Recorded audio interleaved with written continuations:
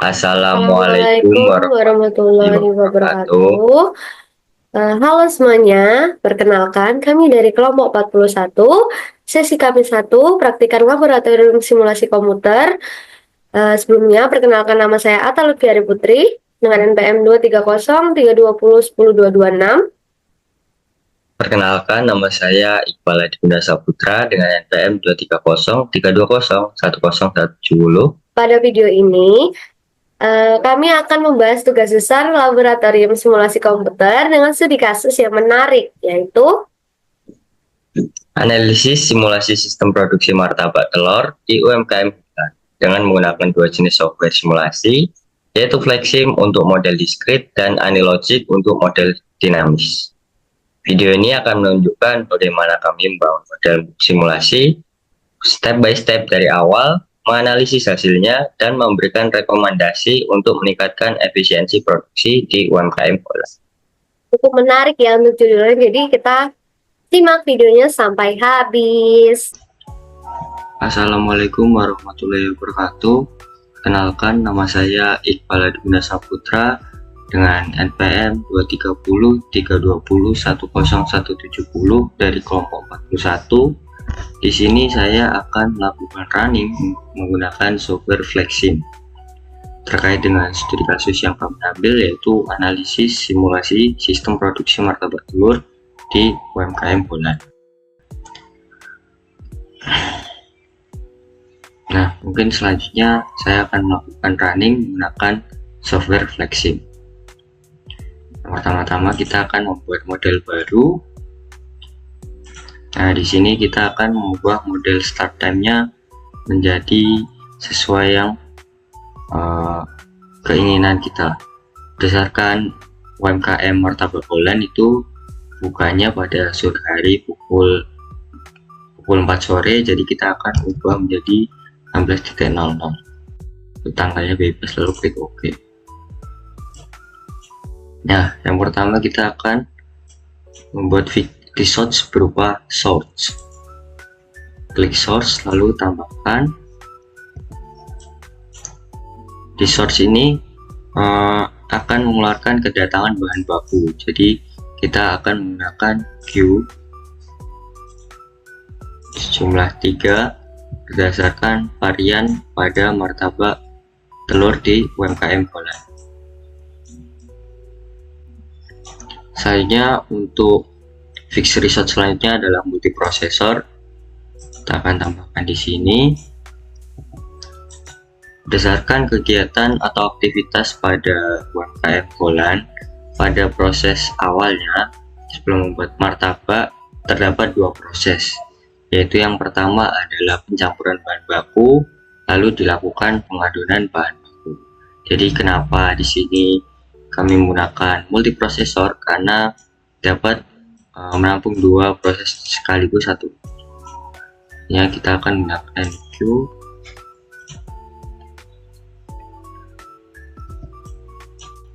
dan menambahkan prosesor sesuai proses lainnya di UMKM Holland. Kita akan tambahkan Q lagi dan prosesor lagi. Berdasarkan studi kasus yang kami ambil, kegiatan pada martabak Holland ini terdapat 4 proses, yaitu proses yang pertama adalah pencampuran bahan baku, lalu yang kedua adalah pengadonan bahan baku, selanjutnya proses yang ketiga adalah penggorengan, yang keempat adalah pemotongan martabak. Nah, kita akan tambahkan yang terakhir sebagai output pada martabak yang dihasilkan. Setelah kita mengatur jalannya alur pada aktivitas martabak Holland, di sini akan disambungkan menggunakan connect object yang A atau port A. Kenapa menggunakan connect object yang A? Itu karena connect object yang A itu termasuk satu library pada setiap prosesnya. Kita akan klik pada source, lalu klik Q. Nah, kita bisa menggunakan tombol atau huruf E pada keyboard untuk mengulangi setiap proses. Klik.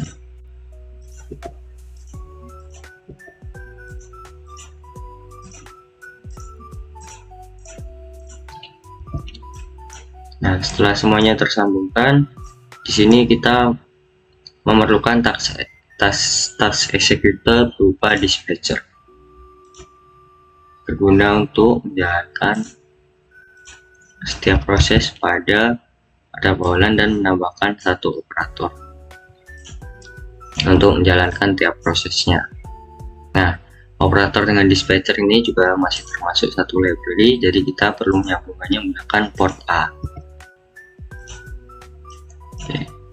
Sementara dispatcher ini kita akan sambungkan menggunakan port S ke setiap prosesnya.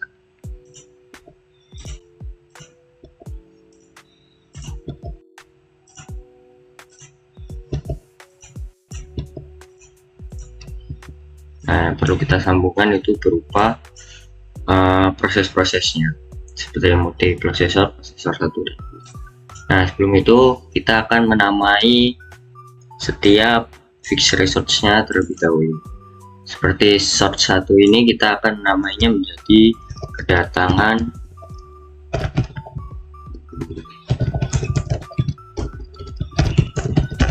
aku martabak. Play, oke. Untuk Q1 nya kita akan menjadi daging ayam sesuai varian studi kasus yang kami ambil. Lalu ada daging sapi, yang terakhir adalah cornet.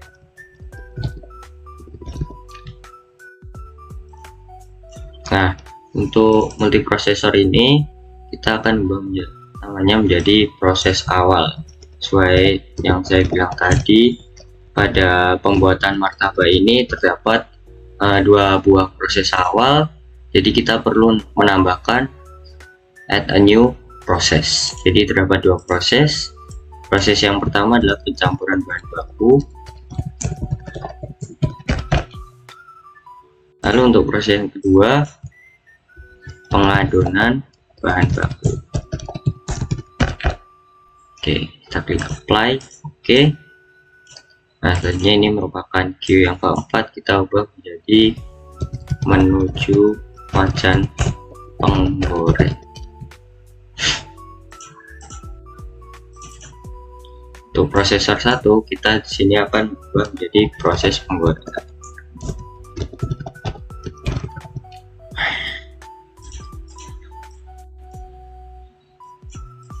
Lalu untuk Q yang kelima ini menuju ke meja pemotongan, atau kita menuju meja pemotongan. Klik apply. Nah, ini merupakan proses pemotongan.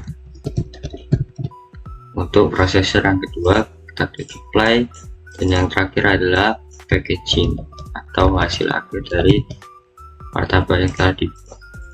Kita ubah namanya menjadi packaging saja.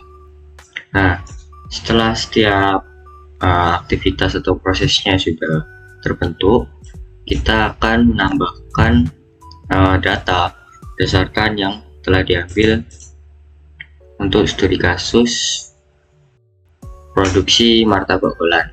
Sini kita akan masuk source, kita ubah menjadi flow item class-nya menjadi terserah sesuai dengan studi kasus, karena di sini martabak, kita akan membuatnya menjadi circle.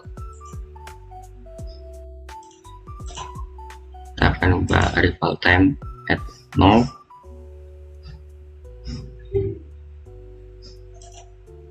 Lalu untuk flow-nya kita ubah menjadi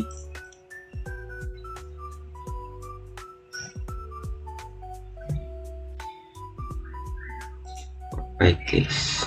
Nah, kita sini akan menambahkan case 1, case 2, case 3 sesuai dengan varian yang tadi, yaitu untuk yang pertama adalah daging ayam, kedua adalah daging sapi, yang ketiga adalah kornet.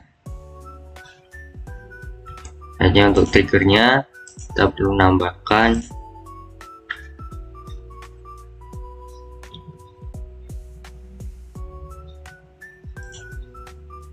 aggression, lalu kita akan menambahkan data ke set item by percentage. Nah, ini merupakan persenan tiap item yang keluar. Untuk daging ayam itu sebesar 30%, daging sapi 30%, dan kornet 30%. Untuk persenan ini bebas, tergantung persenan yang lebih sering laku atau lebih sering keluar, tapi harus 100 atau tidak boleh lebih dari 100. Oke. Setelah set item by percentage, kita akan menambahkan lagi berupa set label. Nah, my label ini diubah menjadi product type.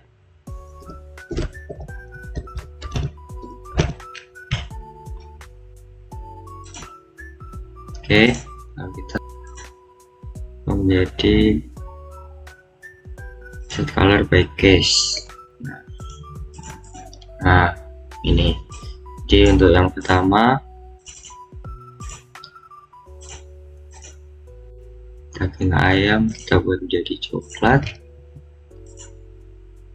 daging sapi kita buat jadi hitam, lalu untuk kornet kita buat jadi merah.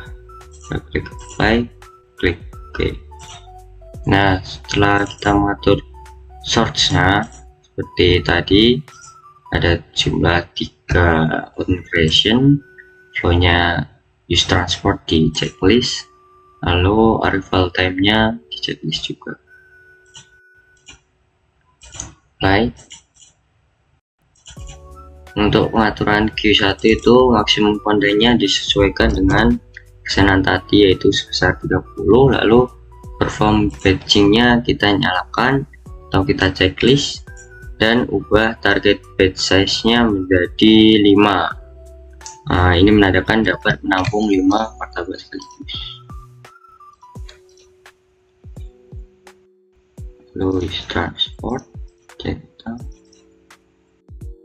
Untuk ini sebesar 40, 5, apply sebesar 30, 5, dan transport apply. Nah, selanjutnya adalah proses awal pada multiprosesor.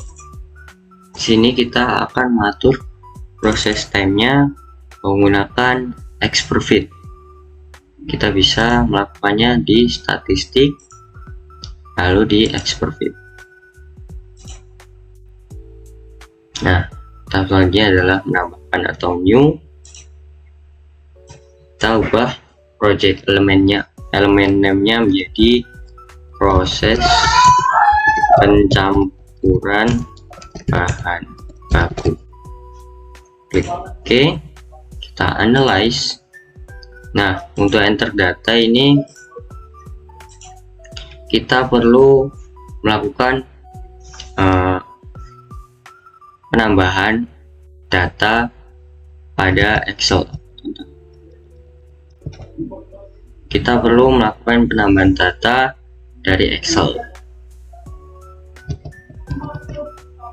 Nah, ini merupakan data yang sudah kami ambil berdasarkan tiap aktivitas pada proses produksi martabak di UMKM bulan. Nah, untuk pencampuran bahan baku kita copy, lalu paste at end from clipboard. Klik OK, yes, done. Lalu kita coba cek di automate video. Nah, di sini terdapat evaluation berupa good, jadi data yang didapatkan ini sudah baik. Lalu model ini relatif skor yang paling tinggi adalah relic. Down. Lalu kita ke application, lalu simulasi representation, ubah menjadi flexsim dan apply. Nah, di sini ada using code berupa waypool, ini digunakan untuk mensimulasikan proses yang tadi. Kita copy, oke, dan kopas pada proses streamnya ini. Streamnya kita ubah menjadi get stream current.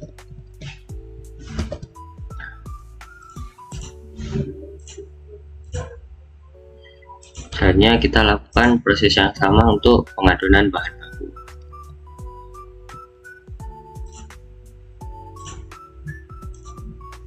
Kita klik new,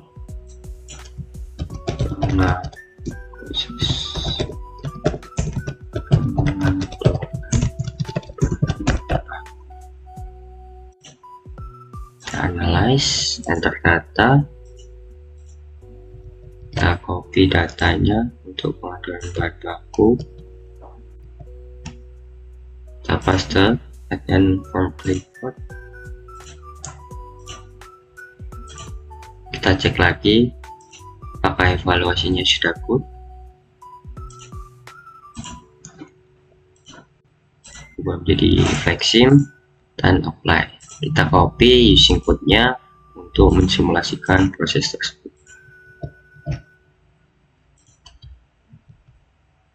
Jangan lupa ubah menjadi get stream.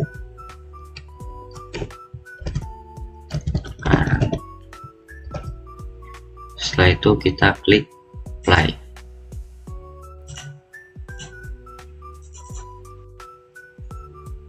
Untuk maksimum konten pada wajan menggoreng kita buat 100 saja, lalu perform bensinnya sama 5 apply. Nah, untuk selanjutnya adalah proses penggorengan. Sama seperti tadi, kita akan mengubah proses time-nya menggunakan expert fit.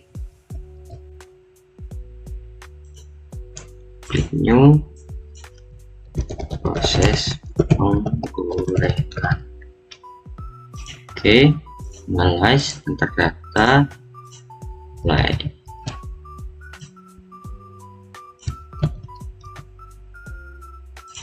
Nah, klik OK. Kita cek apakah evaluasinya sudah good. Itu sudah good. Lalu simulation representation, flexsim, kita klik apply dan copy lagi using code-nya.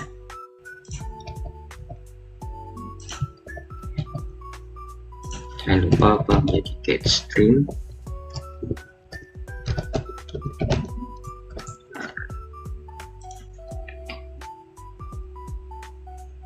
Kita klik apply. Lalu untuk resultnya kita menjadi status dan pembagiannya klik apply.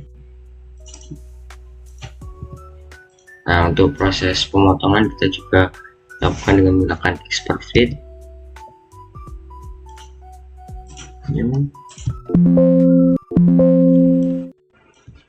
Proses pemotongan, analyze, kita enter data, edit data values, kita apply, kita copy bagian pemotongan martabak. Sudah oke. Kita cek apakah sudah good.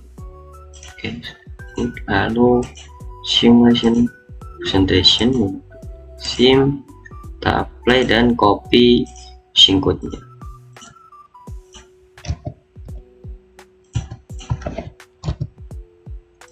Ubah menjadi get stream.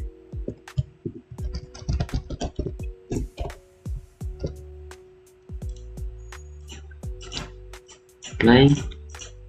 Untuk bagian packagingnya kita buat di 100 sama 5. Nah, coba kita simulasikan terlebih dahulu apakah simulasi ini sudah berjalan dengan baik atau belum. Nah, kita di sini akan mengatur jamnya menjadi jam 22. Lalu kita akan mulai melakukan running. Oke, untuk source tadi kita ubah interarrival time-nya menjadi periodic range, yaitu hourly range custom daily repeat. Berdasarkan martabak Holland, jam operasionalnya itu dibuka pada jam 4 sampai dengan jam 22, dan setiap jamnya itu kurang lebih terdapat 5 pelanggan. Apply, kita coba running atau run model.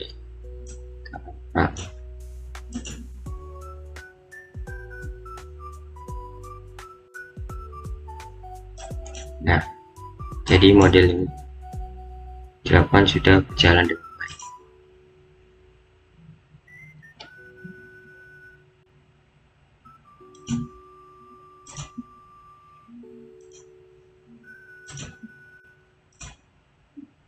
Langkah selanjutnya kita akan mencoba mengecek average WIP, dan budgetnya kita akan nambah, atau state bar kita akan melakukan add pada dashboard. Nah, untuk bar average WIP kita slide dan tambahkan, lalu kita klik plus dan select object. Kita akan pilih semua, kita select, kita apply, klik OK.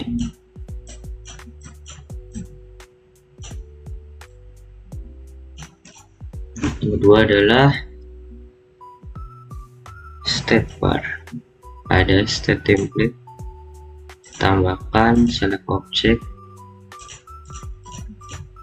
tadi. Nah, untuk state bar kita hanya memerlukan proses pembuatannya saja.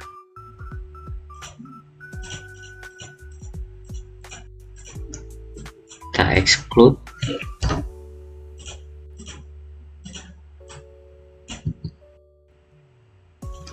dan hanya menggunakan idle processing dan kita apply.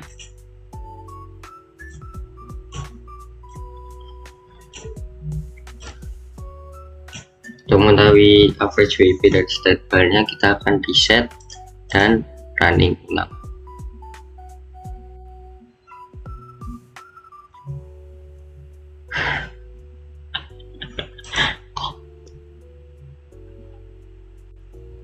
Ya, untuk average WIP-nya salah, kita akan pilih yang ini, average WIP. Nah, pilih lagi select, biasanya like.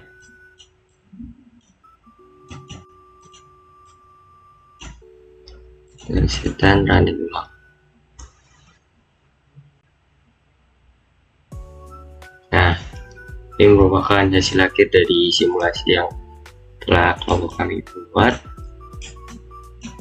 Di sini diketahui bahwa average WIP packaging dan daging ayam memiliki nilai yang lebih tinggi daripada objek lainnya, dan diketahui tidak ada blok pada state bar. Untuk proses awalnya terdapat idle sebanyak 96,22%, proses penggorengan terdapat idle berubah 93,79%, dan proses pemotongan terdapat idle sebesar 99,40%.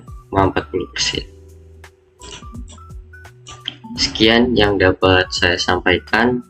Apabila ada salah kata, saya mohon maaf. Selanjutnya akan dilakukan running software oleh partner saya, yaitu berupa simulasi dinamis menggunakan Anilogy. Oke, sebelumnya telah dijelaskan oleh partner kelompok saya tentang pemaparan mengenai simulasi sistem diskrit menggunakan software Flexsim, dan di sini saya akan menjelaskan step by step pembuatan casual diagram menggunakan simulasi dinamis dengan bantuan software Anilogy. Baik, pertama-tama kita buka dulu software Anilogy-nya. Kemudian kita klik create a model. Kemudian di model name ini kita rename sesuai dengan kebutuhan kita masing-masing. Nah, di sini saya rename dengan tubes dinamis. Kemudian untuk model times unitnya sendiri kita ganti ke months. Karena apa? Karena data yang saya kumpulkan bersama partner saya itu data penjualan per bulan. Jadi kita sesuaikan juga. Di sini kan ada second, menit, hour, day, weeks, months, and years. Jadi bisa disesuaikan. Kemudian kita klik finish.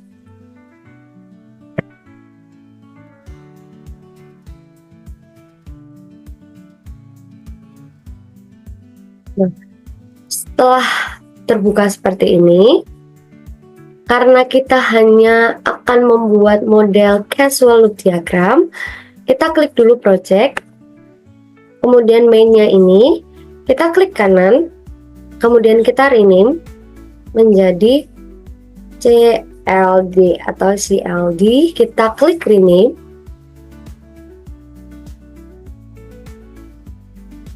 Kemudian kita klik OK. Nah, di sini ini propertiesnya ini kita silang dulu.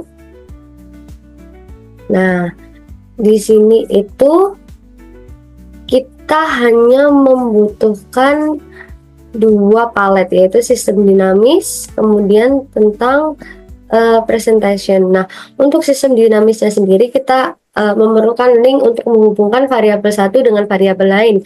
Sementara di presentation kita membutuhkan teks itu sebagai variabel.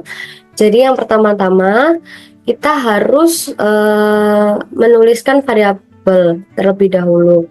Nah, kita klik variabelnya, kita taruh di sini, kita bebasin aja dulu karena nanti akan kita rapikan lagi. Nah, untuk urutan penulisannya sendiri, yang pertama itu kita tulis dulu jumlah max produksi. Nah, kemudian kita tarik lagi di sini, kita ketik presentase keberhasilan produksi. Nah, kemudian kita tulis juga tentang martabak hasil produksi. Setelah itu kita buat lagi variabel ketersediaan stok martabak. Terus kita buat juga permintaan pelanggan. Kemudian kita buat lagi di sini lah kemungkinan martabak membusuk di penyimpanan.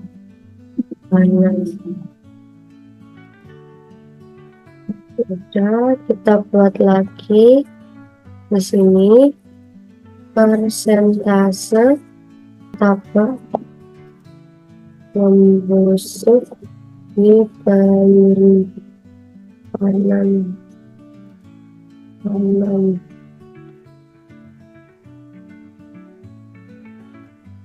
Gak apa-apa ya teman-teman, gak rapi dulu, nanti kalau udah variabelnya diketik semua atau dimasukkan, kemudian baru kita rapikan. Kemudian kita buat di sini lah jumlah permintaan.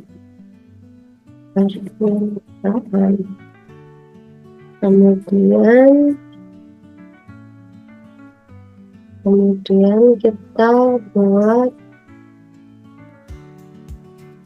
permintaan Kemudian kita buat juga tentang penurunan permintaan. Setelah itu kita buat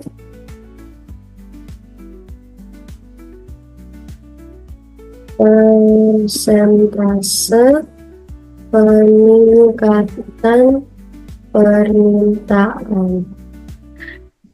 Dan terakhir kita buat juga persentase penurunan permintaan.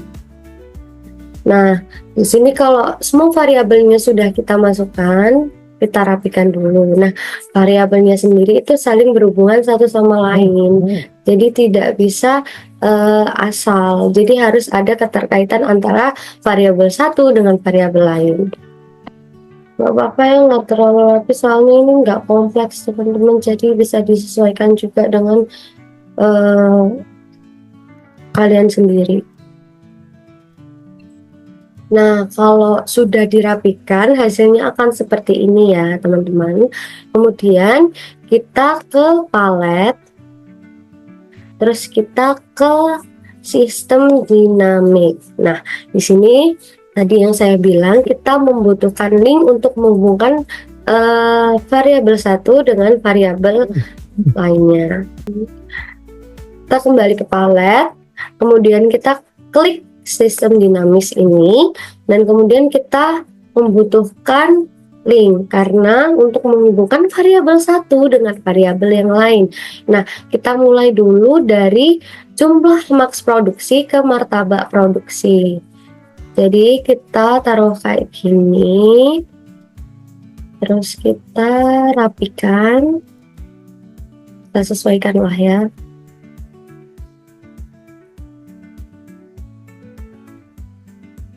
Nggak terlalu rapi, nggak apa-apa kok, yang penting kelihatan.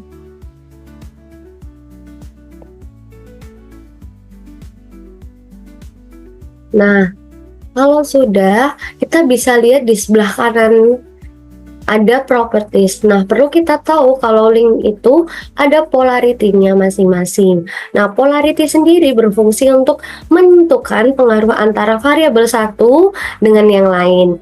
Bisa dilihat polarity sendiri ada negatif, terus ada positif, ada S, ada O, ada custom. Tapi di sini kita hanya menggunakan polarity positif dan negatif saja. Nah, oke. Terus kita balik lagi untuk jumlah maks produksi dengan martabak hasil produksi menggunakan polarity positif. Jadi kita klik positif ya teman-teman. Nah, di sini kelihatan kan, di sini ada gambar plus positif. Nah, ini kenapa menggunakan positif? Karena jumlah maksimal produksi itu memberikan efek tambahan untuk martabak hasil produksi. Kemudian selanjutnya, persentase keberhasilan kita hubungkan dengan martabak hasil produksi.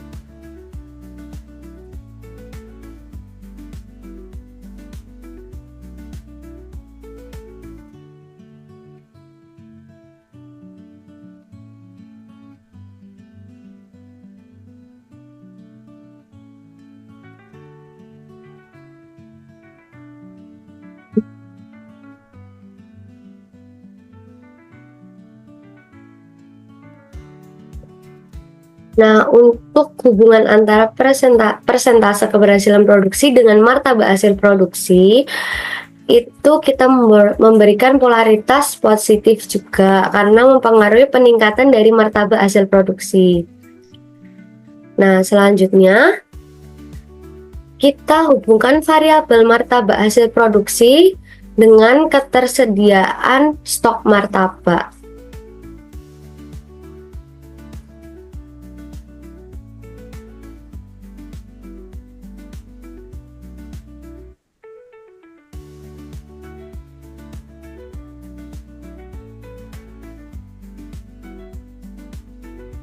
Teman-teman nggak rapi, yang penting niat.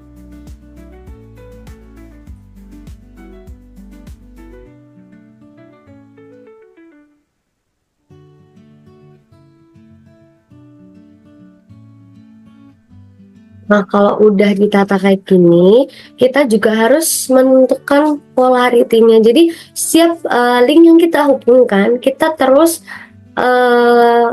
mengatur polaritinya. Dan untuk martabak hasil produksi, ketersediaan stok martabak itu tetap positif ya teman-teman, karena mempengaruhi peningkatan. Kemudian kita hubungkan antara ketersediaan stok martabak dengan martabak membusuk.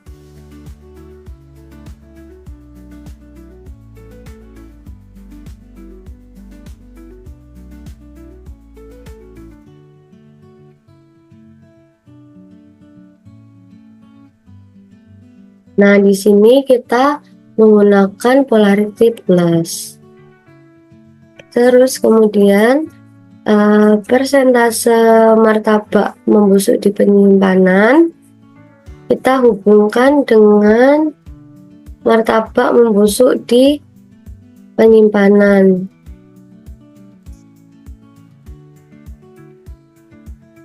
Nah, ini polaritinya tetap plus ya teman-teman, karena hubungannya itu mempengaruhi peningkatan variabel masing-masing variabel. Jadi kalau misal persentase martabak membusuk di penyimpanan itu tinggi, otomatis martabak membusuk di penyimpanan itu tinggi.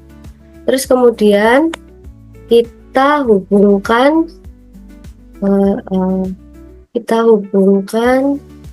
martabak membusuk di penyimpanan ke ketersediaan stok martabak.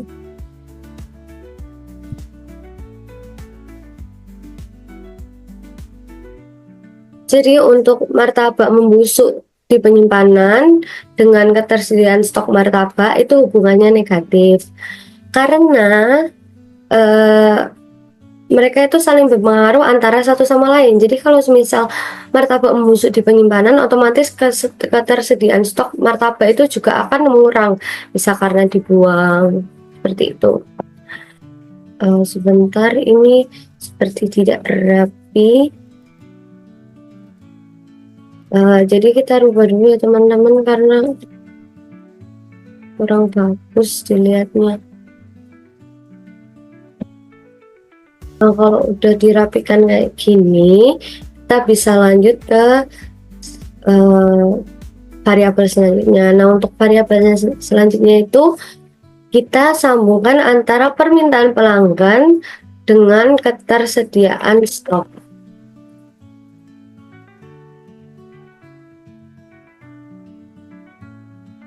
Sini kita taruh di sini. Gak apa-apa. Kita tarik, kita rapikan sedikit.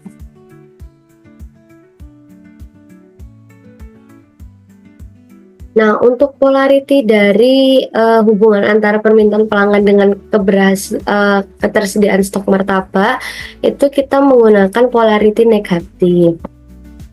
Dikarenakan ketersediaan stok martabak nanti pasti akan berkurang jika permintaan meningkat. Kemudian kita hubungkan variabel jumlah permintaan ke permintaan pelanggan.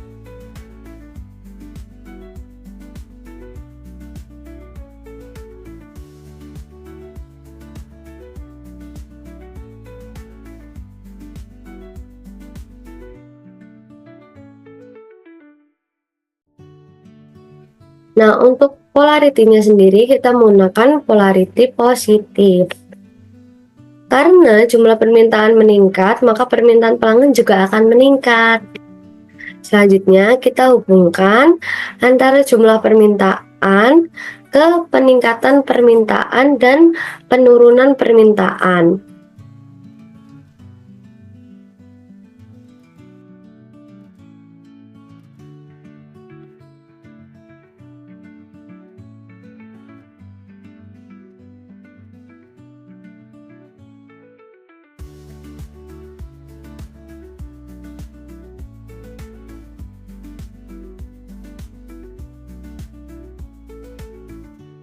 Nah, keduanya ini memiliki polarity positif.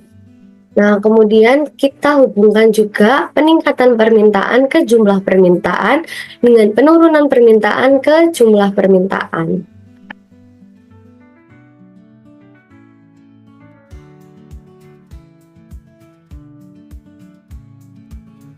Nah, kemudian kita hubungkan juga penurunan permintaan ke jumlah permintaan.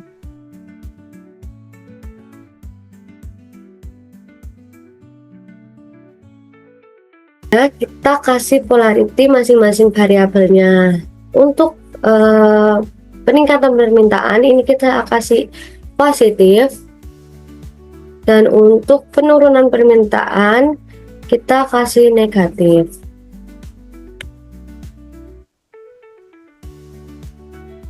Karena balik lagi, kalau positif itu berarti mempengaruhi peningkatan dan negatif itu mempengaruhi penurunan.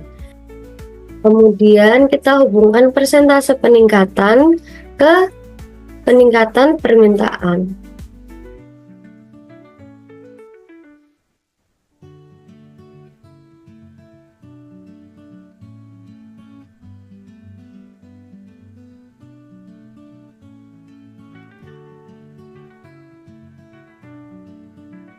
Di sini kita pakai polarity plus, kemudian kita hubungkan persentase penurunan permintaan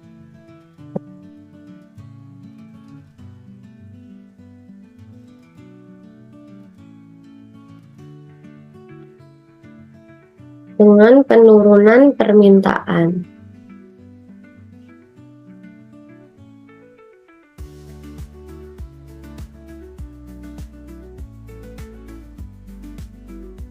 Polarity-nya di sini kita gunakan juga plus karena keduanya itu mempengaruhi peningkatan permintaan.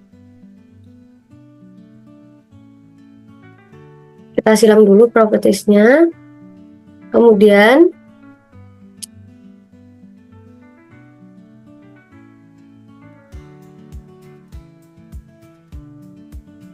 nah, ini hasil akhir untuk pembuatan causal loop diagram atau CLD.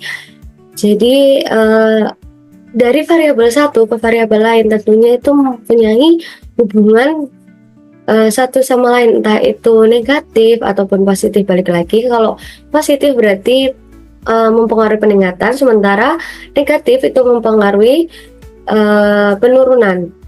Jadi sekian dari saya penjelasan tentang cara pembuatan causal loop diagram. Kurang lebihnya mohon maaf. Terima kasih. Oke, itulah hasil dari analisis simulasi sistem produksi martabak telur di UMKM Holland menggunakan Flexim dan AnyLogic. Nah, dari simulasi ini kita bisa melihat bagaimana pemilihan metode dan perangkat lunak yang tepat dalam membantu UMKM meningkatkan efisiensi dan produktivitas mereka. Semoga video ini bermanfaat dan bisa menjadi referensi untuk kalian yang sedang mengerjakan tugas atau tertarik di bidang simulasi komputer. Sekian dari kelompok kami, kelompok 41, kurang lebih mohon maaf. Wassalamualaikum Assalamualaikum warahmatullahi wabarakatuh.